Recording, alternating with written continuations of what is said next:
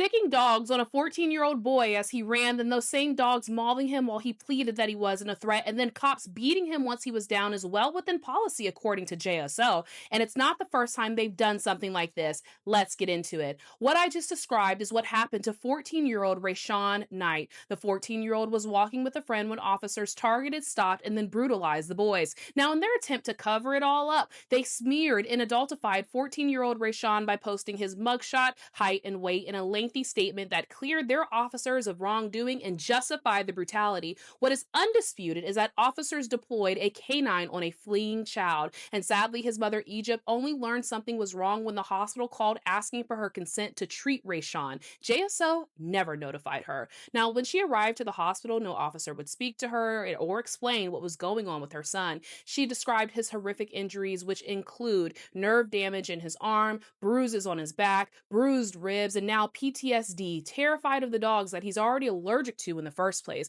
Now, when people call out the brutality, JSO don't apologize. They smear their victims, pile on trumped up charges, and spin a narrative that makes the kids look like the thugs in this situation. Now, Egypt believes the 9 felony charges Rashawn is now facing were tacked on to cover for the brutality, and she's not alone. Community members and teachers that know and love Rashawn have spoken up, saying this isn't the boy they know and love. Now, despite having no time to address a worrying mother about her son, JSO put out a social media statement and spammed my videos with their narrative, and I will not be intimidated, and I stand by my reporting. And the crazy thing is that official statement omits a key detail. They deployed a canine while Rashawn was running away. That's not a justification. It's an admission that they used vicious, mauling dogs to stop a fleeing child. They then tried to adultify him by publishing his mugshot with his height and weight, as if that makes a 14-year-old fair game for police brutality and mauling vicious dogs. Even worse, they doubled down and championed their policy, saying they claim a full administrative review found no policy violations.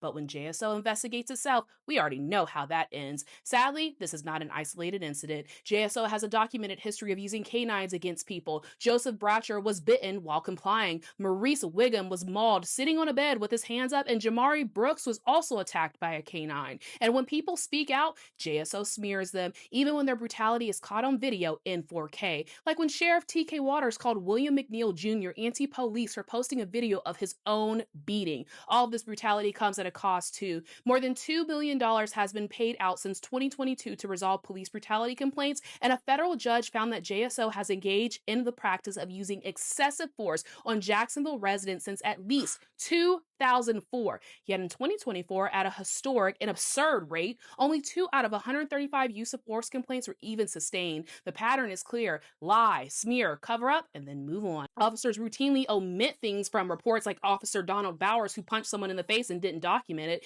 Egypt Knight said it best: regardless of what they're saying, he didn't deserve it, and she's right. No child deserves to be mauled, beaten, and then charged to provide cover. The Jacksonville Community Action Committee is standing with Rashawn and his mother, Egypt, to demand Rashawn's release, charges be dropped, and those officers be held accountable. And I'll leave you with a word from Egypt. You guys won't silence me. You won't try to scare me and intimidate me. You guys can paint this picture of my son all you want to, but I am built for this, and I'm his voice, I am his mother, and I will continue to fight for justice. This is Monique from the Black Belt Daily, signing out.